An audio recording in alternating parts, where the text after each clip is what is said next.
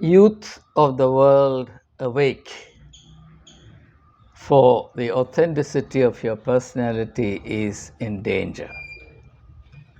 Welcome, Swagatham, Vanakkam. I remember reading in a book by a Swiss author called Paul Tournier some 40 years ago, words that I vaguely remember as follows. In this age of individualism, we do not have authentic individuals. In this age par excellence of liberal individualism, we do not have authentic individuals. Paul Tournier, I do not remember the exact title of the book, um, but surely this is what he has observed. And yet, when I think of the great founders of various spiritual traditions, whether it be the Sakya Muni, that is Lord Buddha, or Guru Nanak, or Prophet Muhammad, or Jesus Christ, or any other, the first thing that strikes me, as indeed it would strike you, is the highly defined, authentic personality that they had. Strictly speaking, you can't say one has a personality. We should say one is a personality, because personality is not a possession. Personality is what you are. So, all these various spiritual luminaries were authentic personalities. Therefore, I am confirmed in my conviction that an inalienable goal in the spiritual discipline must be to attain well-defined and authentic personality. And I think this is what Jesus meant when he said, "You are the light of the world, you are the salt of the earth, you are the leaven in the lump," and so on and so forth. In other words, it's impossible to be wishy-washy characters and be spiritually sound at the same time. The contradiction that we find in modern times is that there is a quantitative increase in religious activity and religiosity in its broadest sense.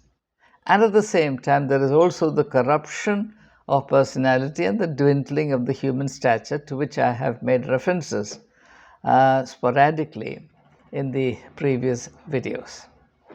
So I'm sure that this is a topic of immense interest to young people, because more than anybody else, they would be interested in developing authentic personality. And there are various crash courses on offer on personality development, and I've examined some of these modules, and often to my amusement, because people really don't have an idea of personality, even as they're put together self-help modules for personality development. Now, let me share with you a memorable sentence from Rousseau. Rousseau said, "Man is born free, but everywhere he is in chains." Now, in the spiritual perspective, freedom is fundamental to being human for the very clear and practical reason that freedom is a precondition for attaining and maintaining authentic and robust personality. A slave is not entitled to authentic personality. A slave is under obligation to become clones or carbon copies of the master. And if you look at what happens to you in this world, through the interactions that you have, you will find people trying to turn you into carbon copies or clones of themselves. Nobody in this world will give you, excepting rarest of rare instances, nobody will give you the freedom to be truly yourself. That's why this aphorism is important. Above all, to thine own self be true. This is advice that Polonius gives to his nephew Hamlet in Shakespeare's tragedy of that title, Hamlet. Polonius is Hamlet's uncle, and as Polonius goes to the university, as Hamlet goes to university to study, his uncle gives him a superb piece of advice. Above all, to thine own self be true. And I'll come to the connection between that advice and education in a short while. So, I think one problem that we need to fix very clearly in our mind is that the world in which we are living and growing up, or growing up and living, is a world that does not allow us adequate freedom to develop ourselves in an authentic manner. There is a homogenizing effect everywhere. And the problem with this homogenizing effect is that it shuts the door against developing unique individuality, unique personality. And yet, the cause of humanity is served best and most admirably by those who are distinct and unique, robust personalities. So, in a sense, the society cuts the branch on which it is sitting by denying to its members the freedom to develop their full potential as themselves rather than turning them into convenient tools defining the scope of their individual existence in accordance with what the society perceives from time to time to be in its best interest.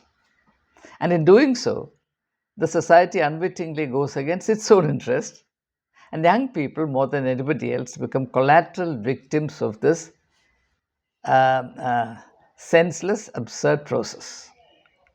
So, I think one issue that we need to fix very clearly in our mind is that there is a need as well as a duty to prioritize the, the development of our personality in an authentic manner, because ultimately this is what determines whether or not you will be a happy or a disgruntled human being all through your life. I've had unfortunately occasions to interact with large numbers of people who fail to do justice to their potential as individuals. And the one common denominator connecting all of them is that they live in a state that constantly smolders with resentment against anything and everything, not realizing that this resentment is largely due to their own failure to do justice to themselves. Now, here I have to address a misconception. A vast majority of people in this world assume that they are mere passive items, continuously influenced and shaped by forces external to them, and therefore they cannot help the process of being alienated from themselves. This is not the case. Surely it is a fact that every human being is continually acted upon by an assortment of forces and pressures. As I said, every individual, every institution, every organized form of human activity tries to influence participating individuals or individuals within its fold to be other than themselves. But that doesn't mean that we have to fall flat and we have to allow other forces external to us to shape us according to their will. We are not a certain quantity of clay in the hands of a potter. In the interaction between the individual and his context, the context is highly powerful. The context has many, many resources and agencies to influence us. There is no denying the power of the context. At the same time, there is also no denying the power of the individual. As an individual, I have my own power. And in fact, my power is protected, divinely protected. All these forces can operate only externally. The beauty of our creation is, the beauty of being human is that no agency, no power outside of us is given the right or the power to penetrate us against our will and to shape us according to some alien plans without our complicity. So we have enormous power, the power to say yes and the power to say no. That's up to us. But if you don't exercise that power, then you obviously become a plaything in the hands of powers external to you, and then more and more you sink into this delusion that you are a mere victim of circumstances, which is not the truth, but it's an aberration in the creation of which each one of us plays our own role. And it's also important to realize that this need not be the case. There is something we can do about it. So these are the preliminary things I wanted to say. Let's recapitulate. By virtue of living in any social context, in any part of the world, in any age, the individual comes under tremendous pressures to conform. And therefore, the freedom of the individual is seriously compromised. But the extent to which that freedom is compromised also depends on the extent to which the individual is complicit in the process of compromising his or her freedom. And we need to be aware of this so that we can work out a strategy that minimizes this harm and maximizes our freedom, particularly the freedom to develop our personality in an authentic and robust manner. And as I said right at the outset, people who have made enduring beneficial contributions to humanity are all people who developed their personality in a very, very authentic, I would say spiritually authentic manner. If you think of Mahatma Gandhi, for example, he had a unique personality which sometimes irritated people, but he did what he did also because he remained true and loyal to his personality, even if not everybody was happy about it. So this is something that we need to be clear about. There is a clear goal ahead, and that is to stay true to oneself. And to do that, of course, one has to understand oneself. And to understand oneself, one needs a perspective and a context. And that needs to be developed. How can that be developed? What are the struggles? What are the do's and don'ts in the process of staying true to oneself? To what extent can this be perceived? These are all practical questions about which we need clarity. So there is a problem. There is a very clear, well-defined problem which needs to be recognized and addressed, and a strategy for managing it effectively, meaningfully, successfully needs to be developed. This is the first part of my argument. In the next part of my argument, I'm going to examine the various frontiers or various sectors of compromising our personal freedom. The very first sector is the family itself. Most people don't realize that we are strongly influenced by our families. The family is a mixed up affair. On the one hand, it is the primary source of our nurture when it mattered most. So we owe a lot to our family situation. At the same time, every family influences its members to conform to what that family considers to be its tradition, its norms, its mores, its do's, its don'ts. And also, parents have their expectations concerning their offspring, which also impinges on individual freedom. And in certain cultures, how girls are reared in homes, well, all kinds of invisible fetters are imposed on them as compared to boys. So there is that constricting influence that the family, the home exerts. But beyond all this, the family also acts as a restraining influence in terms of the individual members of the family undertaking something extraordinary and unusual. A clear instance is that of Jesus Christ. After he launched his public ministry to the extent that it struck the members of his family, including his mother, as something unusual, they thought he had gone mad.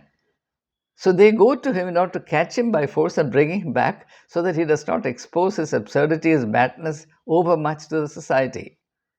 So the society, the family has its own perception, the family has its own boundaries, and members of the family will not be allowed to go beyond those boundaries. That certainly modifies the freedom of the individual. Yet another aspect of the family influencing the individual is, particularly in the context of India, Afro-Asian societies in general, corruption. Though family is our social strong point, nepotism and corruption are rampant in India, not merely because the individual or the individuals want to have a good time for themselves, but also because they want to store up the maximum wealth for the generations to come. And this has a corrupting influence. And that's why Jesus puts it very dramatically. He says, "He who does not hate his father and mother for my sake is not worthy of me." If you look at those words in isolation from the context that I'm trying to fix, you'd think that there is something very shocking and unpleasant about it. No, this is a practical, logical situation. That's how it happens. I can only touch upon these points in a very, very rushed, brief manner. Now, the second factor that need to consider here, factor that compromises, limits the freedom of the individual, and therefore limits, modifies the development of the individual, is education. Now, I've been in the field of education, therefore I can testify that organized formal education has a homogenizing effect. And any homogenizing effect has a negative influence on the individual's uniqueness. If you are trained to think and act like everybody else, then where is the margin for your unique individuality? Now, this is something particularly that education as it is practiced in Afro-Asian societies needs to take very seriously. We need to strike a balance between discipline and spontaneity. Spontaneity belongs to the realm of freedom. Every human being needs spontaneity. For example, why is it that children are natural at play? Because play is a domain, or playing is a domain of freedom and spontaneity. Though there are rules in games when you play it in an organized manner, but when children play, it's not rules that are uppermost of their minds. They play spontaneously. It's an aspect of freedom. Now, there is nothing very spontaneous about education. Formal education is not spontaneous. And unfortunately, within formal education, discipline is understood as opposed to individual freedom. So most teachers think that by compromising the individual freedom of the student, discipline can be promoted, which is a highly harmful idea of discipline. I would say it's an undisciplined idea of discipline, which has to be rejected altogether. So education has a harmful effect on the uniqueness of your personality. So the more you participate in education, the more careful and alert you need to be so that you can minimize this deleterious or harmful effect of formal education, the homogenizing, regimenting influence of education on your personality. The third factor that we need to consider here is the church or religion in general. If you belong to a church, you belong to a religious community. Rest assured that your freedom is seriously compromised because every religious community, every religious network expects you to conform abjectly without asking a question, without reserving to yourself even a small little space to think for yourself. After all, the word heresy, a word of Latin origin, simply means I choose for myself, which is considered the highest crime from the religious perspective.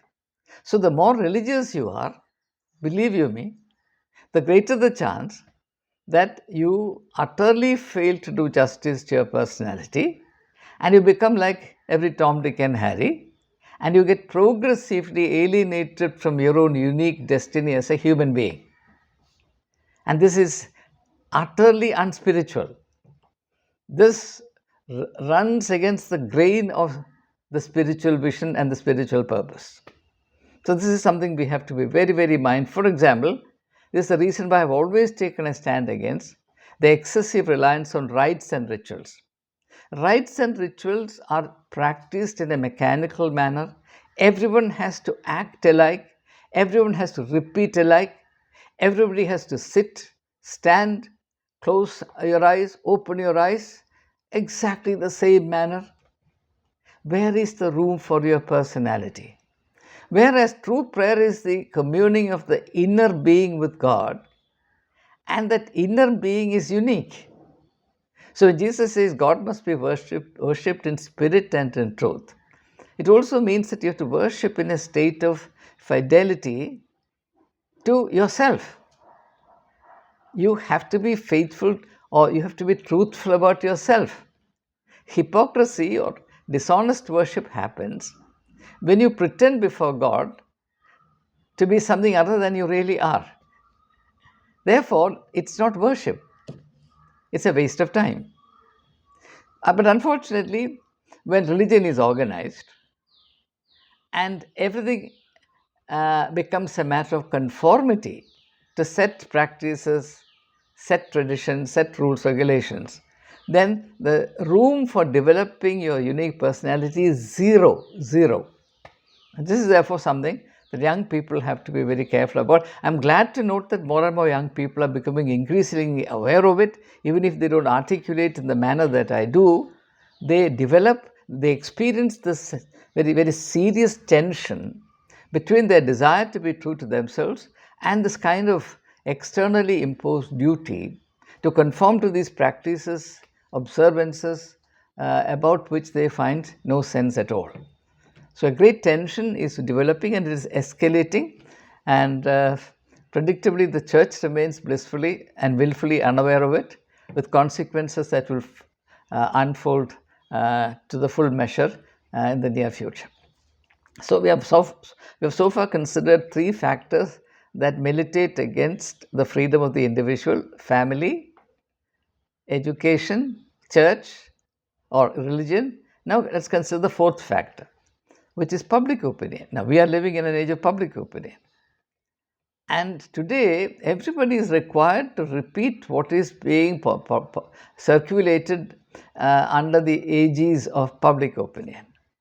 Some fellow or a small nucleus of people sitting at a great distance spins an interpretation of something, an event. And everybody, 140 crore Indians, repeat it from the next minute onwards. They never bother to find out what are the facts and circumstances of the case. Where does the balance of truth lie? Who is to blame? What's the real meaning of this? What were the antecedents? How do I understand this event or this issue from the perspective of justice and truth? Nobody is bothered. Some version of the story is put in circulation by vested interests from a distance, and everybody laps it up and goes on parroting it as though that's the ultimate truth. Now, here what happens is you are eagerly and voluntarily relinquishing your freedom of thought. And how can you be an authentic personality if you don't think for yourself? So this is a very serious problem. And then the fifth factor that compromises our freedom is social mores. We have to conform to those norms and standards set by the society to which we belong. Of course, these norms, these standards, they do serve a purpose. I'm not saying that they are completely irrelevant. But what I'm saying is they have a homogenizing effect. But people who have really made significant contributions are people who went against the norms that prevailed in their times. Let me give you a clear illustration: the birth of Jesus. Christians believe that Mary Magdalene conceived not of a man, but of the Holy Spirit. Fine? Now, that's a clear, frontal, belligerent, shocking violation of the existing social norm. She would have been stoned to death. In fact, I'm surprised that she was not stoned to death. Very likely the priestly class did not know that Mary became pregnant. So you'll see the same thing. You'll see the same thing in practically every major instance of the birth of a unique individual. So, if you conform to social norms, you'll become like anybody else. I'm not saying that you should become an anarchic or anarchist, an anarchic person. rebel just for the sake of rebellion. I'm not saying that. I'm only saying that if your commitment to the authenticity of your personality makes you go beyond the existing social norms and standards, please feel free to do so. Even if you're vilified, even if you're attacked, even if you have to pay the price for it, have the courage to do so, because your sacred duty to be true to yourself demands that you transcend these existing mores and standards that were all formed a long time ago. After all, society and time don't stand still, things are moving forward. Therefore, many mores have been changed in the past. There was a time, for example, that incestual sexual relationships were the norm. Now, that norm, that social norm, which was very seriously enforced, or at least considered normative, a couple of thousand years ago. For example, some of the Caesars of Rome had normal incestual relationship. Caligula, for example, and the said even of Nero. It was not considered abnormal in those days. But social norms have changed. There is nothing ultimate about social norms. Every norm, every standard, every rule is created for the sake of general convenience. But if there are individuals who have a destiny, who have a relevance, who have a contribution to make that's quite unusual, then it makes no sense that they are also bound by the pedestrian norms and standards. But do not break a social law, a social more, a social norm, except for profound and compelling reasons. That's the golden rule. At the same time, do not surrender yourself to anything and everything that is packaged as social mores. Right? For example, in Kerala, uh, there is this concept of love jihad, which is popularized by the Syro Malabar section of the Catholic Church. Great anathema is attached to a Christian girl marrying a Muslim boy. Somehow it doesn't work the other way. A Christian boy marrying a a Muslim girl is not considered such a big issue, but a Catholic girl marrying a Muslim boy is the ultimate offense. Now, maybe 50 years from now that will change. So, if you feel that your personality is such that abject conformity to these man made rules and regulations, these inhibitions and taboos, is inimical to you and you need to go beyond it, by all means, feel free to do so. Otherwise, you will be failing to live your own life, you will live the life of somebody else. It is considering this that, what's his name? I forget his name, said Oscar Wilde. Oscar Wilde said, "We are other people." He said, "We are other people. We don't live our own life. We are living life as other people want us to live. And the life that other people want us to live is their life. So they want us to be like them." And that's why Oscar Wilde said, "We are other people. Even our passions and dreams are borrowed from them. Our excitements are borrowed from somebody else. We don't have our own passions and excitements." That's something that young people need to be very, very particular about. So there is and then finally, there is the political dimension today, which is now becoming even more powerful than ever before. Strict conformity is rammed down your throat by authoritarian governments. You don't have the freedom to think for yourself as far as political issues are concerned. And today there is a great mixing up of religion and politics, religion and social values, etc. And politics becomes a kind of all-embracing, total view of things, and therefore every aspect of life is regulated or sought to be regulated in the name of politics, in the name of patriotism, in the name of nationalism, so on and so forth.